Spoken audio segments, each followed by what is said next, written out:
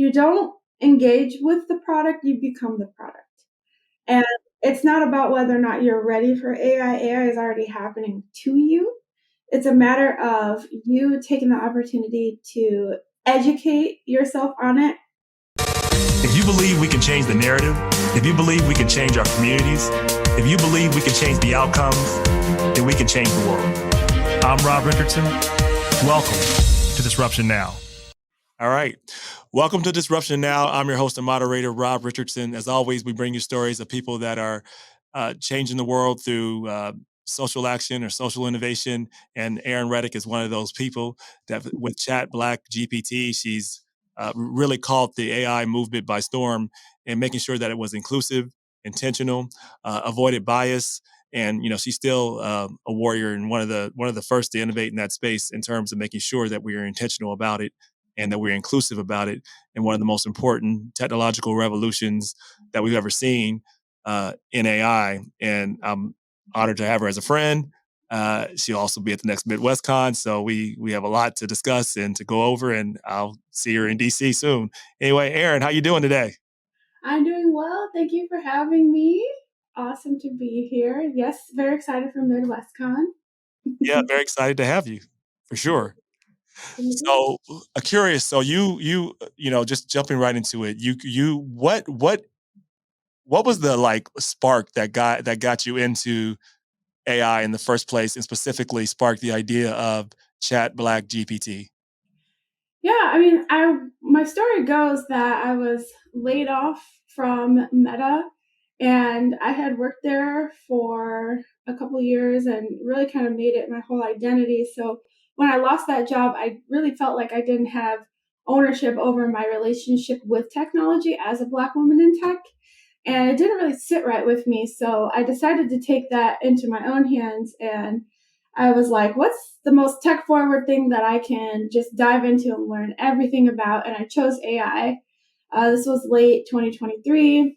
And so once I started studying and doing research, I noticed that there were two narratives. Like, it's so great for business and it's amazing. And then the other was, it's racist, it's biased, it's, erasing Black history. And I'm like, why are there two different stories? So once I was told, there's nothing you could do about it, it's a black box of data, that's my favorite time to ask, but are you sure? And that's where I pretty much shine, and just continuing to ask questions and push back and come up with solutions. And ChatBlackGPT was born not soon after that. Yeah, you're a natural disruptor. Just, you don't accept what I appreciate. You don't accept the first answer, right?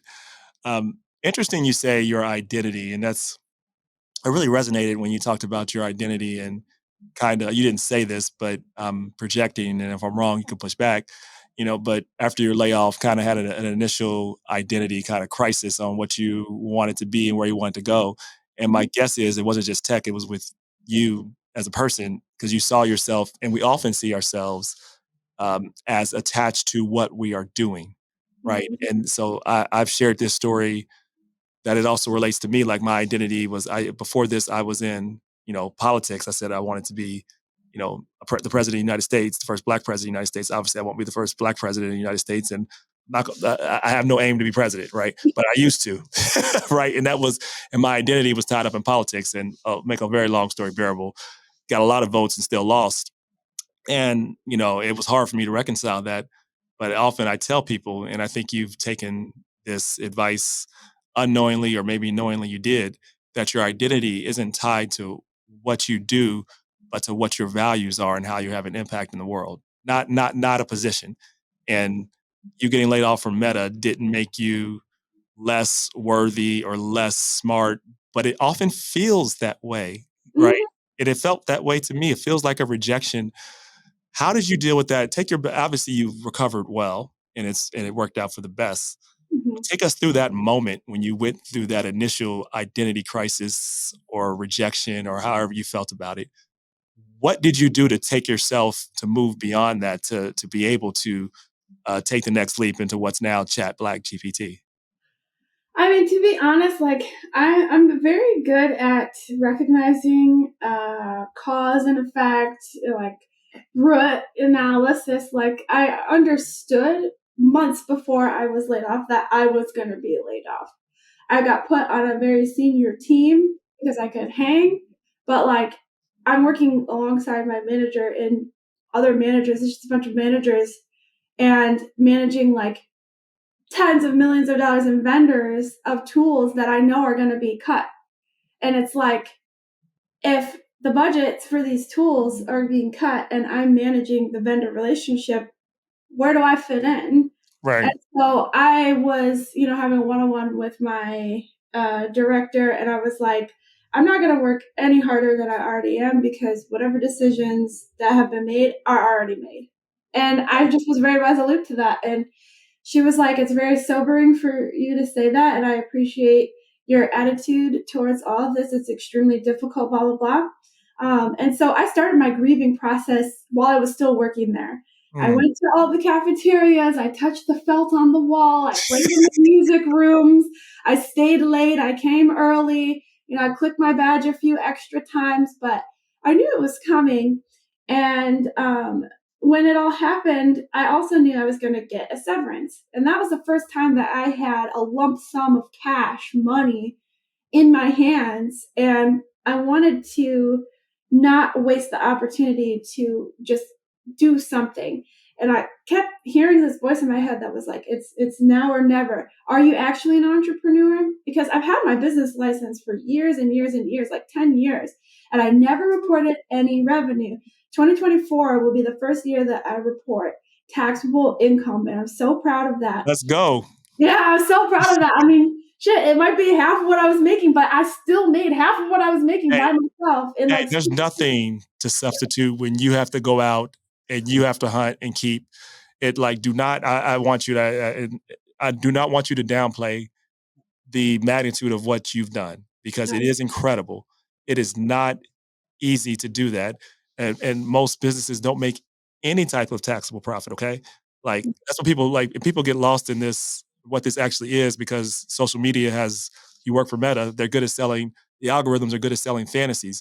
yeah. This shit is hard. Like, and it's like, I mean, like there is, I mean, um, this is hard. So I want you to know that I am proud of you. Uh, Thanks. Many are very proud of you, and I've seen your work, and this is just the beginning. The fact that I can tell you this without question. Whatever you did this year, right? And I know that if you did that, you can do triple that with the right approach and learnings that you get from that. I promise you, you can. And then once you get to triple, you can 10x that. But you are already on your way, and don't downplay what you've already accomplished because it has been quite amazing. I really mean that. I appreciate that. Yeah, it's definitely like eye opening. Um, Getting out of the hourly mindset Yes. is a huge task. So like getting out of it and like how I kind of reclaimed my personality and all of that. I did go to therapy. I'm not Okay. ashamed to say that. I had You shouldn't be. right. I was in there twice a week for like months. Yeah. Okay. I had to really like reset like who I am and like what skills I have, and I didn't start to feel better until I started working and getting my hands Mm. dirty in tech and learning how to actually build and the code and like the certifications, and like that's when I started to gain confidence, and like I'm naturally drawn towards solutions. So I kind of feel like that's what brought me back to myself. Like I started the grieving process early. I went to therapy, and I was very hands-on and immersed in my new, interest. So that's Yeah. kind of how I did that. Mhm. So, Aaron, I read a little bit about your background, and correct me if I'm wrong. So, you grew up in a very diverse setting. So, if I'm correct, your father grew up with white, right? Mhm, mhm. Okay, and I think you've talked about how that shaped kind of your perspectives and looking at the world in an inclusive manner. Speak about how your experience growing up in a very diverse kind of perspective speaks to who you are and how you approach AI and technology. Yeah, so I have a uh, what's blended family. So I have my stepdad who is a white man, blonde hair, blue eyes, like brown hair, but he was a blonde. I don't know. And then I have my mom, my biological mom. And so, like, for Christmas time, we go to his parents' house. There's boats. We're on the lake. It's a condo with tall ceilings, granite countertops. They're making tapenade. And then you've got my family in St. Louis, Missouri, where we're like pan frying chicken patties. And I'm out in Baldwin, Michigan with my grandmother, who I love dearly. She's no longer here, but she's still with us in spirit. Yes. I'm eating hot dog and jello cups. And it's like, no matter what environment I was in, and not to put a juxtaposition of rich and poor, because I also had a 4-floor story, grandparents' house in St. Louis, and they had trucks and a construction company. But just with the family members that I spent the most time with, the juxtaposition was very stark. But I Yeah. never felt that I loved one more than the other, or I never felt more loved by one or the other. It was just, this is my life. And sometimes my dad drops me off at school and people are like, who's that? And I'm like, it's my dad. And then they're like, oh, you know, oh, you're this, you're that, blah, blah, blah. And like, then my mom would come and they'd be like, oh, you know, she talks like you. And it's just like so many things dismantled and built up who I am today. Like Mm, definitions of like being black in a black household. I still got black mom, but I still also had a different perspective. And absolutely. that got me into hunting, and he's eating venison chili and deer jerky, and like it's just two different cultures and fishing, and it's like, Right. yeah, they just collided for me my whole life.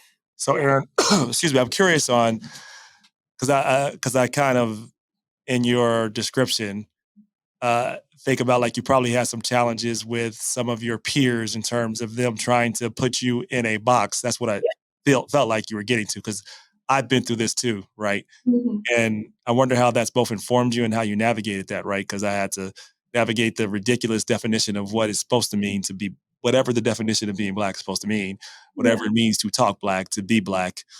Like, given your background and your experience and how you dealt with, how did that both inform you? How Mhm. did you deal with the, I'm sure, direct criticisms of people thinking that you're either not black enough, and then if you're talking to your white counterparts that you're also not one of them, because I'm sure that's a thing. That's still a thing. It was a thing with me. Maybe it wasn't a thing with you, and because you're a Yeah, little definitely. younger. No, So 100%.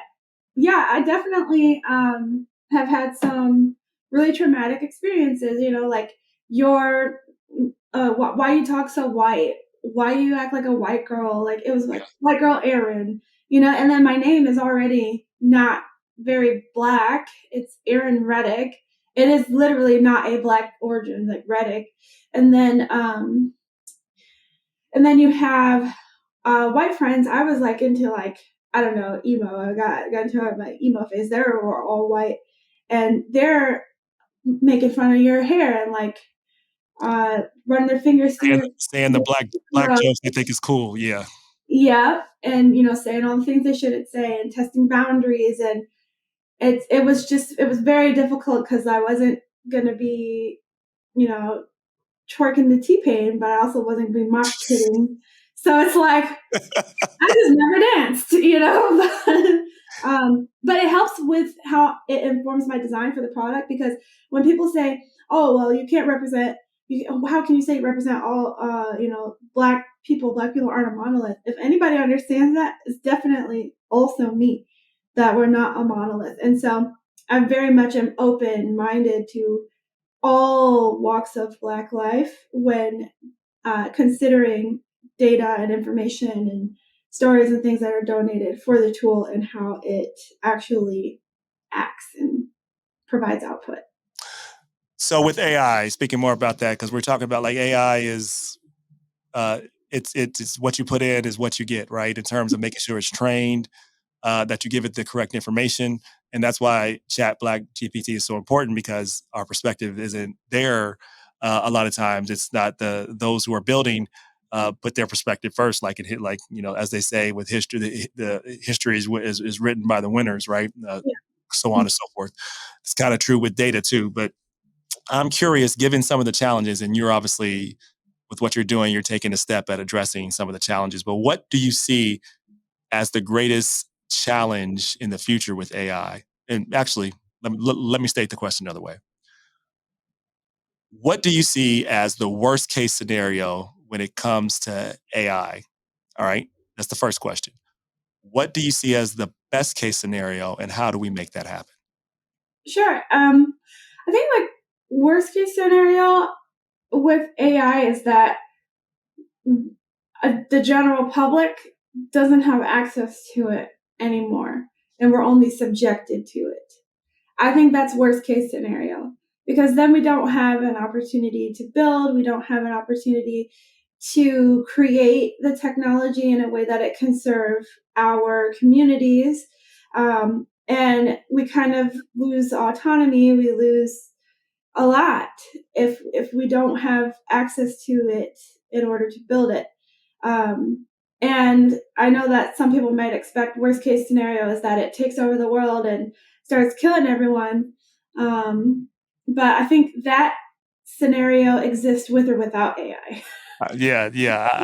I actually think that's the least likely scenario. I tell people if you want to say sci-fi movies, it's less Terminator, more Matrix, right? In terms of like with Terminator, it was they took over and we destroyed the Earth, whatever.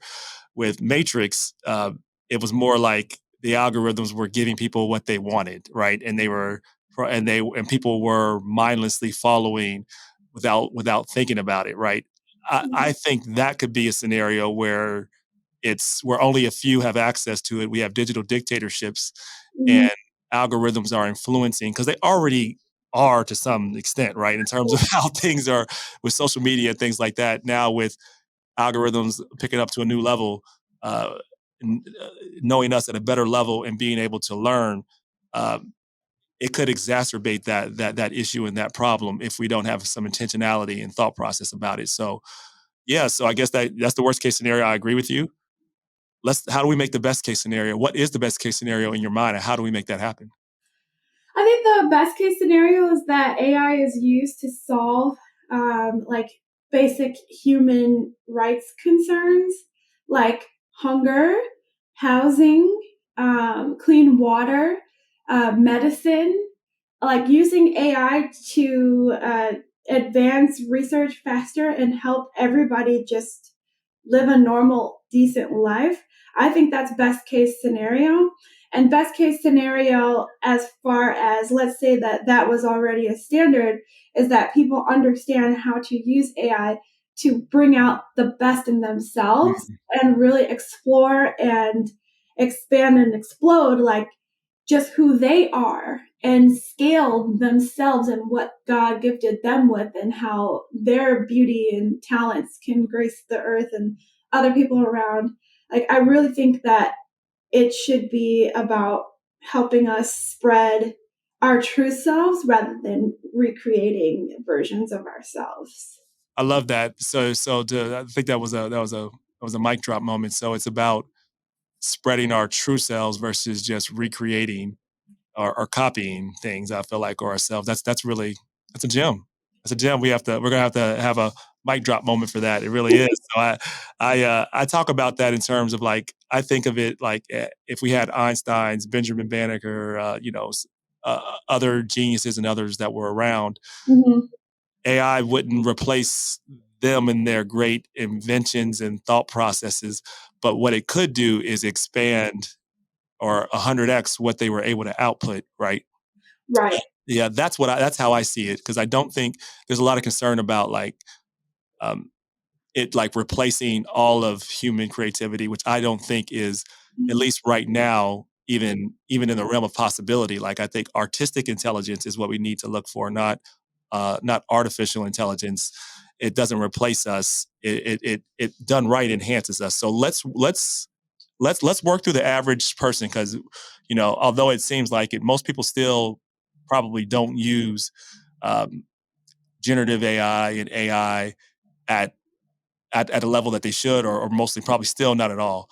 How do you introduce people to the process? Like what do you do to make sure you kind of get over that initial kind of psychological block that I'm sure especially if you're dealing with the Black community in particular, that is there, the mistrust, the feeling of like, oh, I'm not technical, so I can't do this. So how do you approach those opportunities and conversations when you talk about AI? Yeah, I think that's probably why my keynotes and talks are popular because I make it somebody what's the last person said they were like, "Thank you for making AI less scary for me," and I'm like, I like that.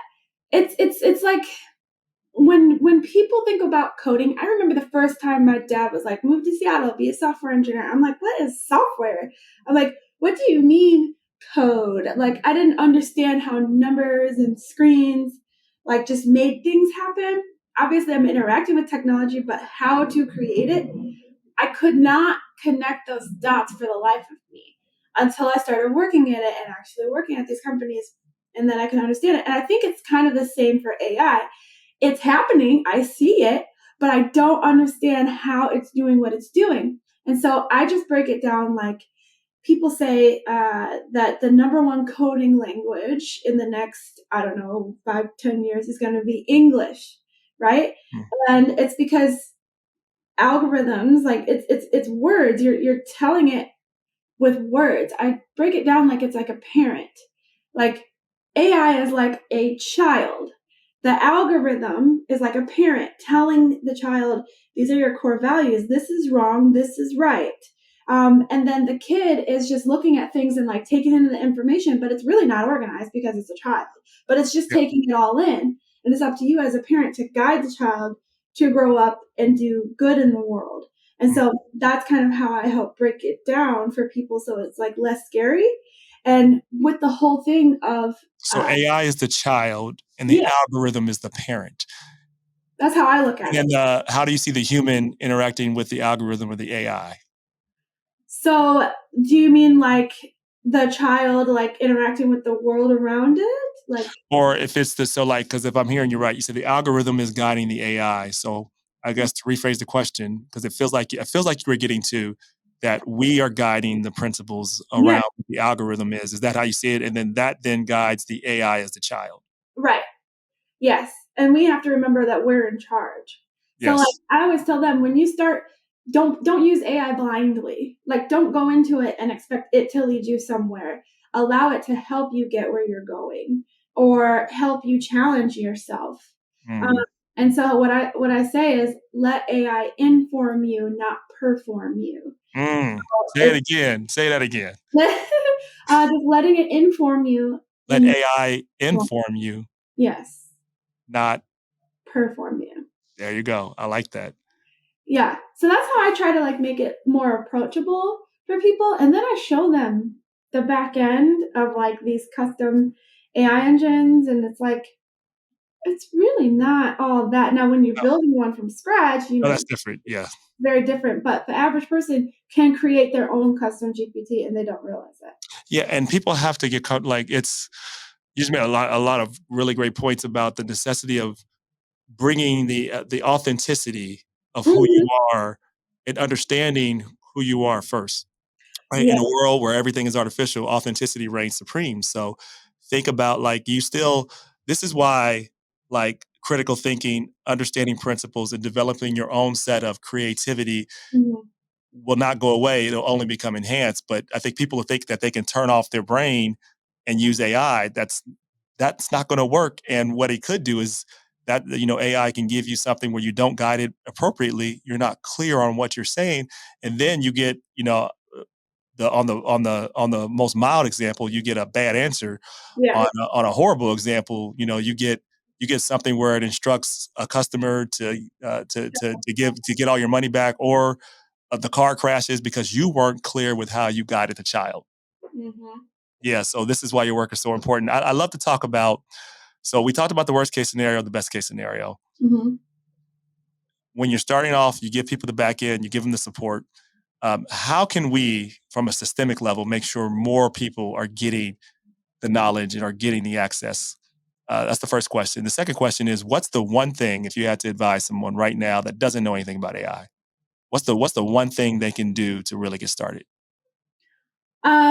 So for your first question, I think that recognizing it from like a standard, like a almost like a basic bare minimum standard to have an understanding of AI in some way should be like a requirement to graduate high school. Yep. Just because of how prevalent it is in our day-to-day lives and in the future of work, in the future of their work and their jobs potentially. uh, I think there should be some requirement that they know what it is and what it's doing, and how to use it, not promoting a specific product but just the literacy or understanding. And I know some school districts in California already have those requirements to graduate, and some private schools already have prompt engineering classes. And it's like you're saying systematically, I think if we're going that route, it needs to be a part of like a typical curriculum, um, or at least a very robust lesson in Absolutely. math class. It's math. That's pretty much what it is, math. So like I would even put it somewhere in there, uh, Mm. or like a social science class. Like if you're looking at it more towards like a public. It's all those things. I mean, going to your point, Erin, I think it should be infused in art. It should be infused in lessons and think about, we have to figure out how we are now going to approach the world. Just like when the internet came about, we had to reorient how everything was done, Mhm. communication, business, payments. I mean, there's not anything that this is not going to affect at a really large level. I mean, and I believe we're probably undervaluing it in terms of how we're talking about it. Mhm. So when I think about it in terms of, I know you're focused a lot on the Black community too, just as I am too, like our institutions need to move faster. If I was every HBCU right now, like, you don't have all the advantages in the world. Some people have more resources, obviously, because of many reasons, structural, systematic. But like, if I was right now, I would be doing everything to adopt and run with how I could differentiate myself within Mhm. the AI movement. I mean, every HBCU should be hiring you, self, Noel, and others to help them scale, because this is something they could do right now to differentiate themselves. But if you wait 5 years, it's too late, right? Now Mhm. would be the time to really adopt and disrupt like their approach to education. So I just want to the point you're making is a valid one. Like, this needs to be implemented and thought about right now.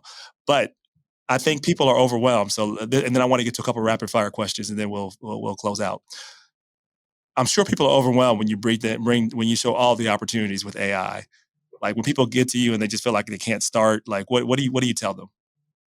Um, yeah. So I mean, I just look at it like I try to tell people, if you don't engage with the product, you become the product.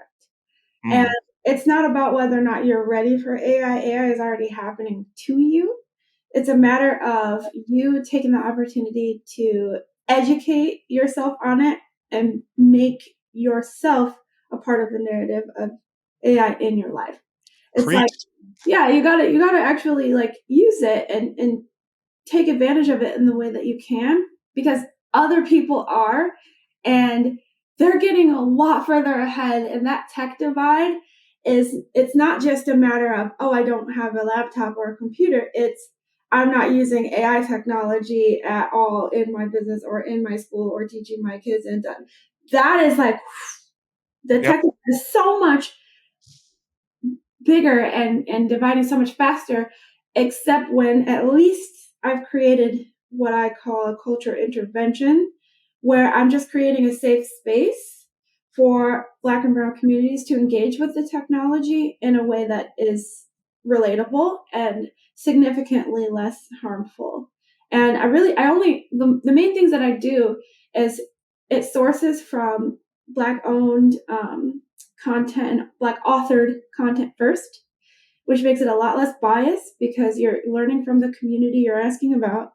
And obviously, I teach it principles of like equity, and it's also rooted in historical fact. So all the things that they're banning, all the classes that they're getting rid of, critical race theory, like all of those things that they want to pretend didn't happen, is like the heart and soul of the GPT that I've built. So that's why it performs so well. No, Mhm. that makes sense. And I tell people often, you may not like the system, but you can't completely opt out, right? Unless you're just not going to have any power, any knowledge. You can't opt out of technology. You can't opt out of AI. It's too late. It is too late, and the future is going to be determined by those who are building. So you are like the new civil rights leader and movement. It's people that are building in this space because, like you said, the future is being written. Narratives are being written, Mhm. and a lot of them are not accurate, and some of them are erasing history. So we have to be a part of building this, and it's also influencing people, like you said. So the only solution is for us to get up, get involved, become builders, and do the work that you're doing. Okay, final a couple of rapid fire questions I got for you. So these always trip people up. So sorry, not sorry, but I'm gonna give you a couple. What's an important truth you have that very few people agree with you on? Um, Black people are uniquely equipped to thrive in this new administration because things are about to be unfair, but life's been unfair for us This is transparent. as a people. Yep, And it may not be fun, it may not feel good, but you can thrive and you will thrive if you allow yourself to, especially as an entrepreneur. And I love it. I love it. Something and I won't go too down to a rabbit hole on this, but I'll say this. I think, when we think about a lot of these diversity and inclusion efforts, I'm obviously pro diversity and inclusion, right? What they have been a lot, though, is a lot of people here at this level have been a few people have been helped. And I call it diversity and illusion. But you look at the systemic effort, it's not a lot of people that end up getting contracts. It was a check the box approach. And so, from that extent, it really didn't work. Like, we could just be honest, like, diversity and inclusion works. The programming of how it was done was mostly for show. We can be real. And most of it didn't help a lot of Black communities. And that's the reason why it didn't have that pushback. Now, the reasons they're doing it, I don't agree with, right? Because I think they're doing it for reactionary and and some of them are bigots. But that's one of my truths that people don't agree with. Like, the diversity and inclusion and how it was done was not effective, only helped a few people, and mostly was a gatekeeping, right? Okay. yeah, it didn't. I don't think it was that helpful, and that's not from me being an outsider. Most of my work, and I don't put it on my profile, but it was working in DEI departments. Yeah, It's a tolerance machine. that's right. And it's like, hey, just a reminder, please be nice and a decent human being. And by the way, all you Black people, I really want you guys to support and lean on each other. And it puts Exactly. so much onus on us to take care of us without actually giving any like actionable resources to just be equalized. Yep. It's not about virtual DJs and pizza parties. Okay. It's about, how do I get a raise when she got a raise? How do you not tone police me? How do you not talk about my hair or ask me about, you know, problems that have nothing to do with me and overburden me with subject matter that's not related to what I'm getting paid to do? Yeah. And that's what the where the real equity, like we're still working on equal pay for women. Yeah. And so it's like the DEI, it was very much like a tolerance machine that people looked at as an inconvenience. And I think it perpetuated rage because you got engineers over here working, and then you've got the Black whatever. Exactly right. They're not doing this work, or now things are behind here. And it's like, oh, well, they get their day, they blah, blah, blah. And it's kind of like, that's not, why do we always get put in a position where it looks like we have to be entertained to stay employed? Oh, please, please preach to the choir and preach to the. Oh my God! So, like, this is, and then as we get ready to wrap up, I'll just say this is really one of my impetus to starting MidwestCon. Right? It's not. And I have nothing against any other conferences programming. I'm all for it. I got one coming. I got people coming on there. Good. But what I found is that I wanted us to be in a space where, like, you know what, there was no diversity and inclusion within when I talk about stuff. You know why? Because it's part of who we are. We don't, like, so then I make sure that when people come to the stage, that they bring diverse perspectives, because what has to happen is it has to be part of the leadership and culture. It can't be seen as, it has to be integral to the organization, not seen as a side piece, because then it never really happens and it becomes a distraction. And then we have what we have now. Like, and I just think there's a better way for us to move forward. And so um, we definitely need diversity and inclusion. So I want to be clear on what I'm saying. Yeah. But how it's been done in the past has been more token gating, helping a few people, and has not been effective. And that's why we need to now become builders in the space. It cannot be enough for us just to say we have a inclusion program. We have to be builders, a part of actually changing the narrative and changing the outcome. And that's why, Erin, I am so proud of you, and to see the work that you're doing, and looking forward to figuring out ways that we collaborate. What's the final piece you'd like to leave folks with in terms of how do we build a better future together, and what would you like people to take away with Black Chat GPT? I just want it to be looked at as an opportunity to learn about Black people and Black culture with no consequences, and use generative AI with the same ease as the people who created the one that doesn't really work for us all the time. So it's like, if you have a question about why can't I touch a Black person's hair? Why do Black people make everything about race? Blah, blah, blah, blah. You don't have to disrupt and burden a Black person with these emotionally charged questions. You can ask ChatBlackGPT and give us a break. I think this next 4 years is like the let us mind our own business and do our thing.